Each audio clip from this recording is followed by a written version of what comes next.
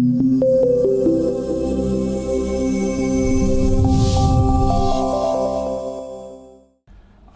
Jonathan Taplin. I'm the director of the Annenberg Innovation Lab at the University of Southern California. I spent most of my life producing movies and music for Bob Dylan, George Harrison, Martin Scorsese, Wim Wenders, Gus Van Sant. Came to academia late in my life, so the angle of the lab is about innovation. And we think of innovation as very different from invention. Invention is, to me, a kind of a solo guy, Einstein in his laboratory thing. But innovation is really the social and cultural uses of invention and how they get propagated, and it's very social. And so it involves thinking a lot about how students and users use new things.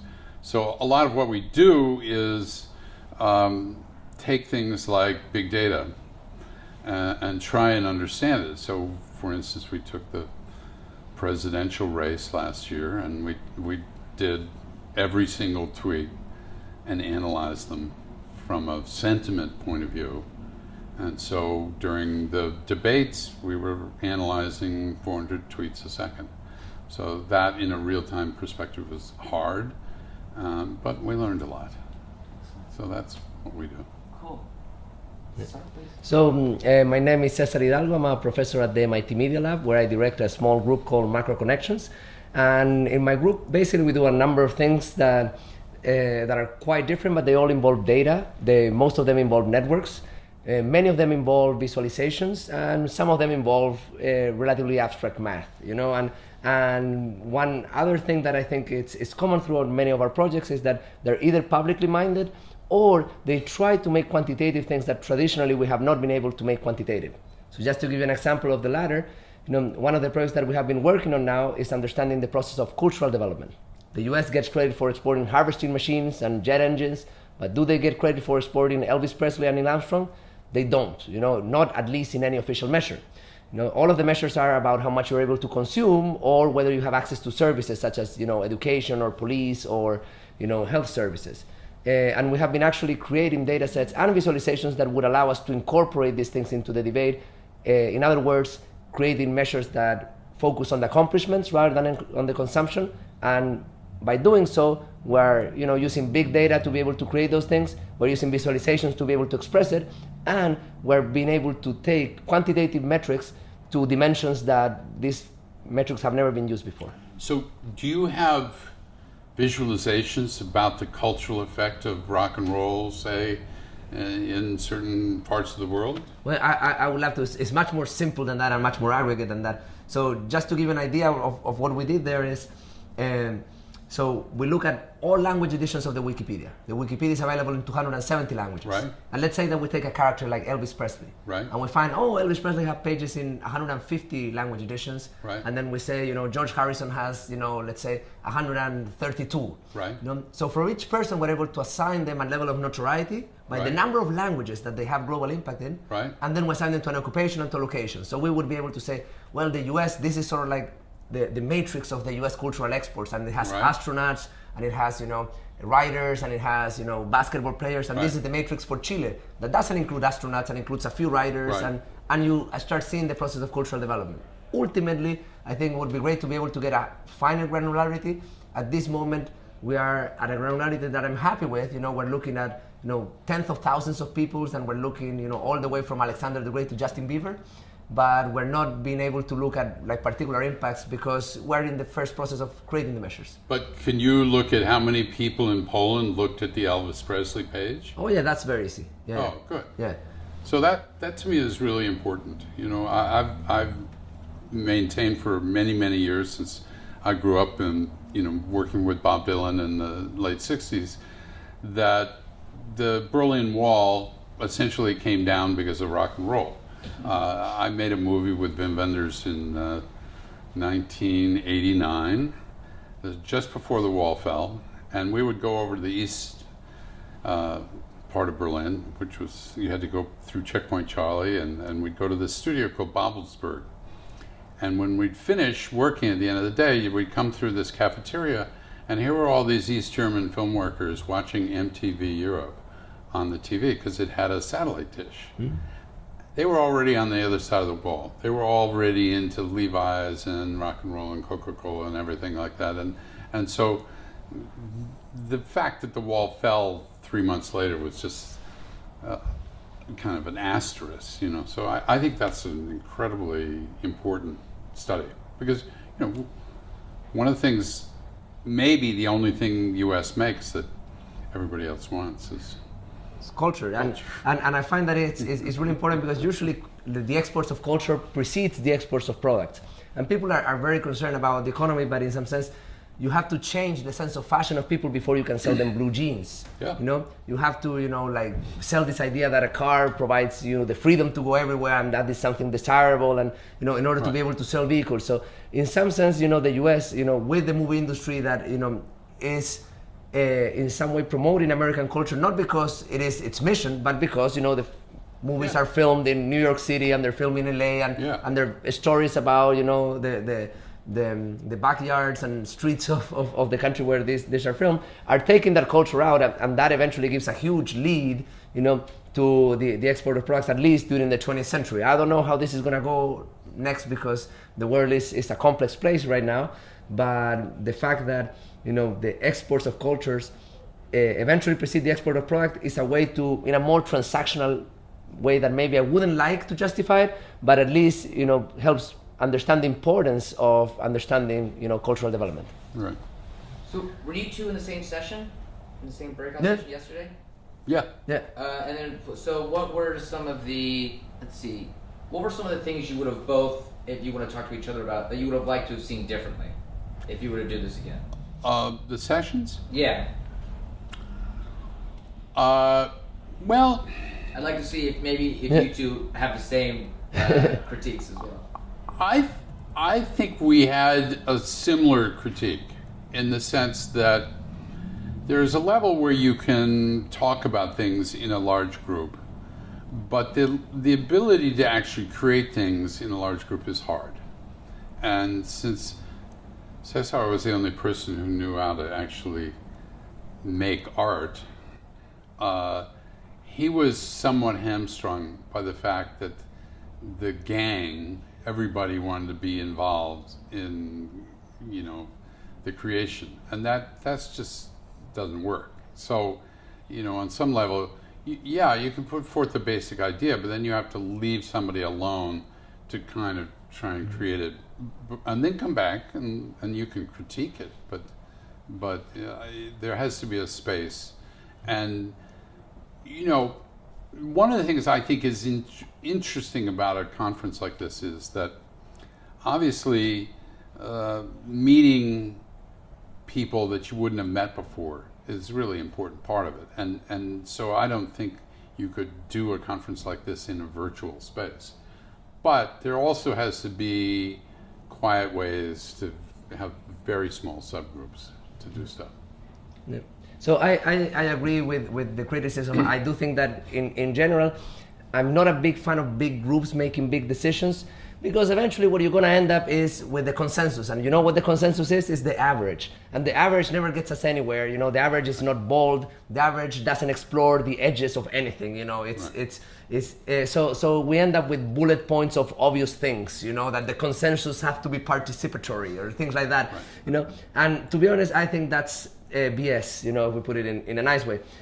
So I do agree that there is, you know, sometimes it's nice to have conversations, and conversations are stimulating, but there is an intimate aspect to the creative process that I think is forgotten in this world in which we think everything is to be connected. There's another aspect there that I also like to emphasize, which is this idea that media matters. And by media, I don't mean necessarily like the newspapers. I mean any form in which we crystallize the ideas that we have in our head in a more physical form.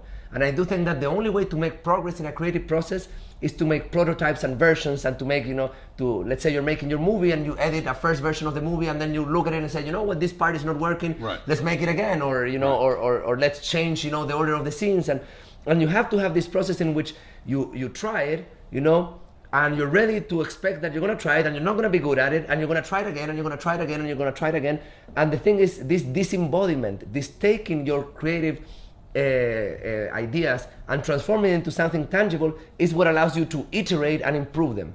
And in a conversation you cannot do that, because the air, conversation is also in some media, is vibrations in the gas that we call air, but that media is not something that allows us to build on top of it, and you have to put it in a media that allows you to build on top.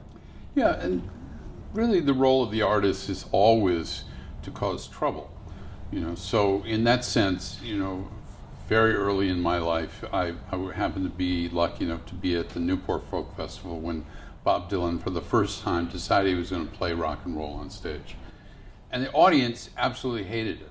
The audience booed him off the stage, and he just went out and did it again until he got it right. And the audience never really caught up to him, but he didn't give a damn, So, I mean, I do think that there is a certain level in which art and the intellectual are in tension, and that's a creative, healthy tension, but it's not easy.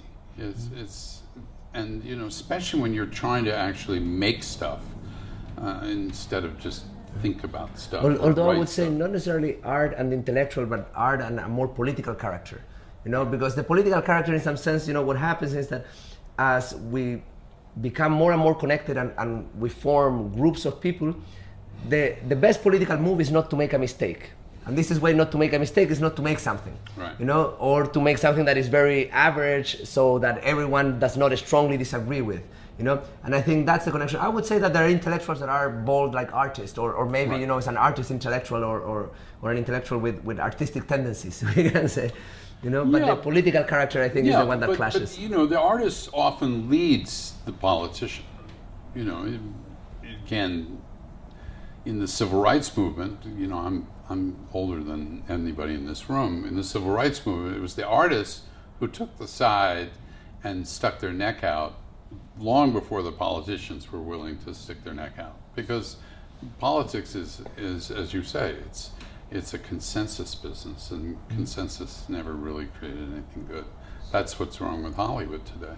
So I think that brings up a really good point. It's one of the things that I'm really passionate about, is kind of moving the culture and through art in this medium, right? And right. What are some of the ways that we can do it? I know data visualization is a great way. That's like the closest thing that we can get really to art. But what are some of the more artistic, creative projects or streams, rather, that we can create in this space to help move the culture forward, help move, or at least make it broader as far as the exposure that people have to it? Well, to my mind, young people have to be part of what Marcuse called the Great Refusal.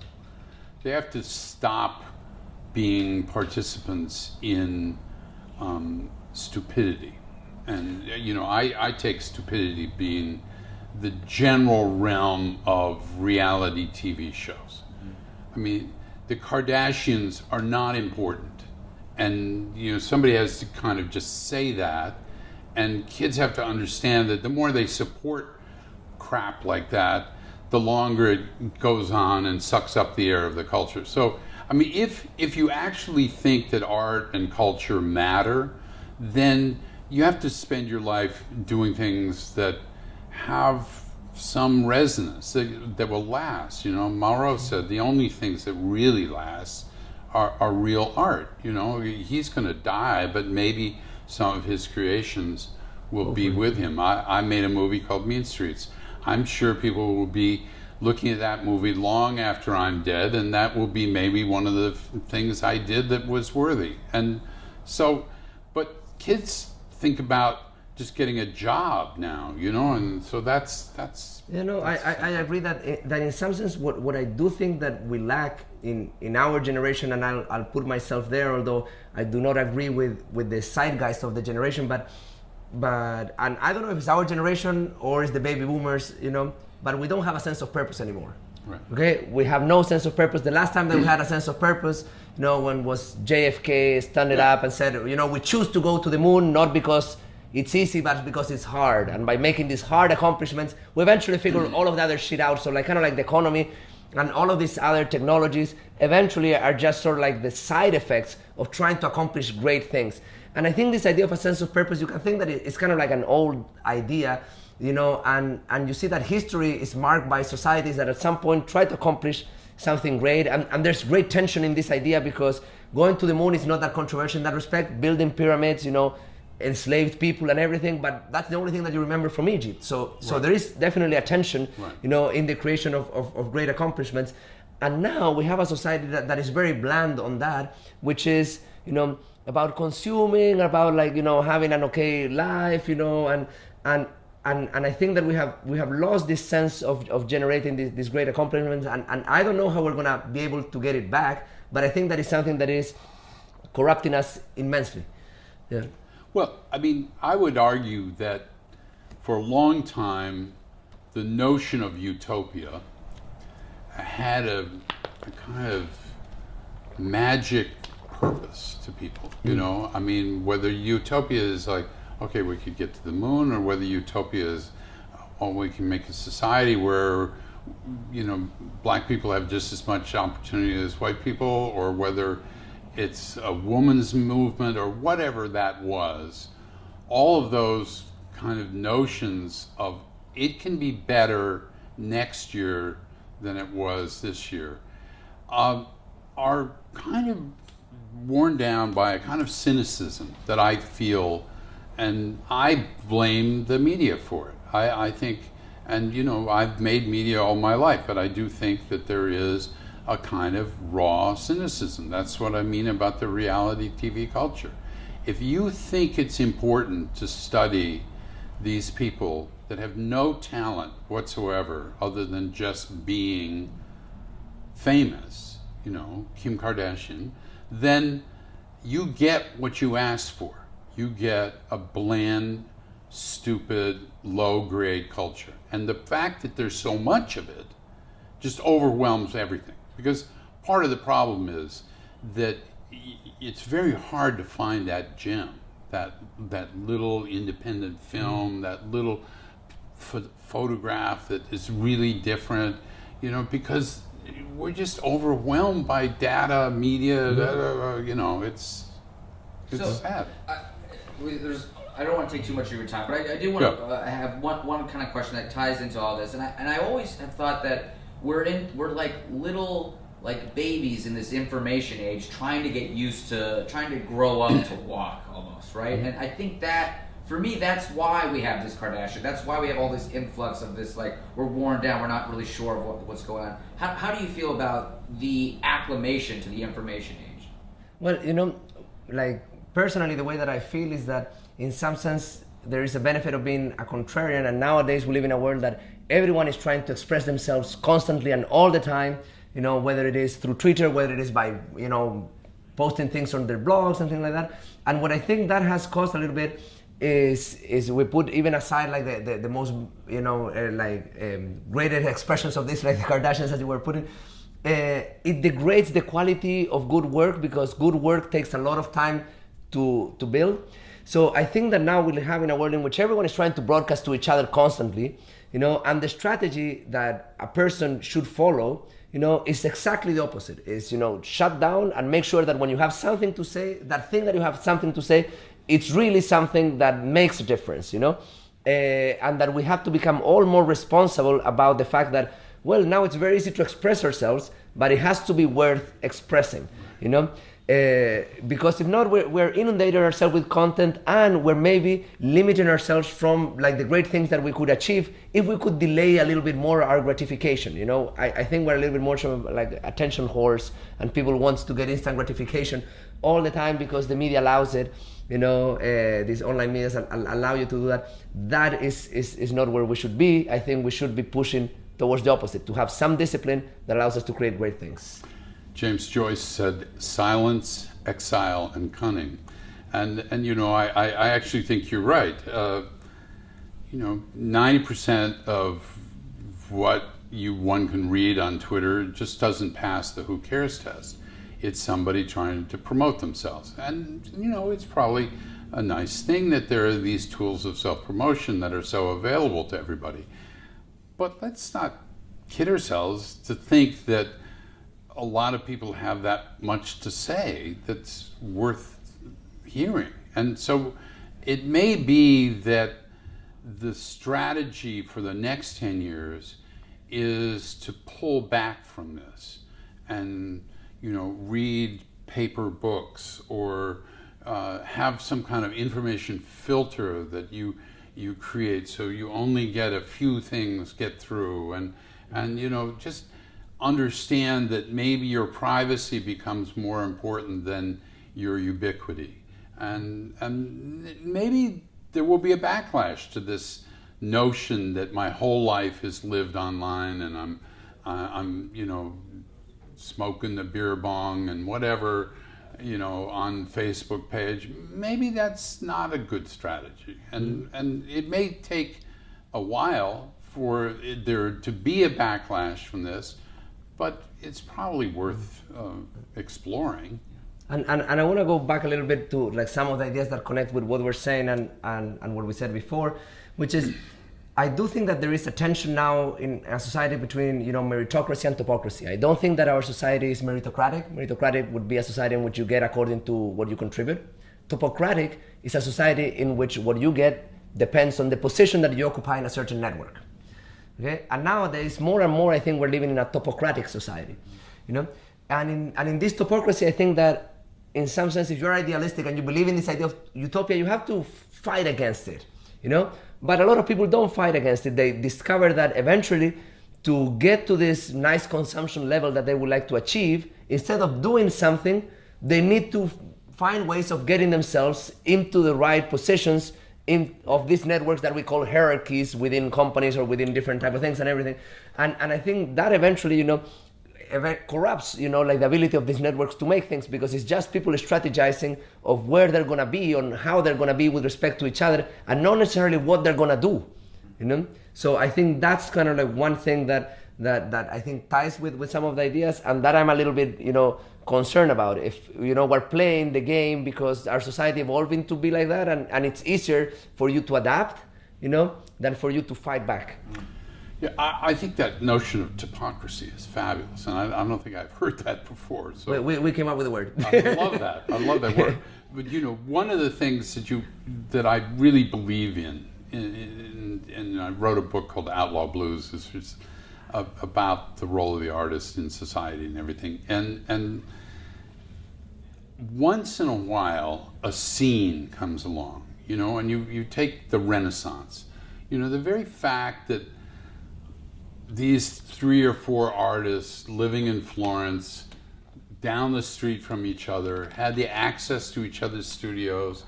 On one level, they encouraged each other, and on another level, they competed like crazy to outdo each other. And so that made this amazing, cool thing. I was lucky enough to be involved in the rock and roll scene in the late 60s. It was the same thing, and probably when I was working with Scorsese in Hollywood in the early 70s, the same thing. A bunch of people in physical proximity with each other, but it wasn't a big group. It was a small group, 8 or 10 people.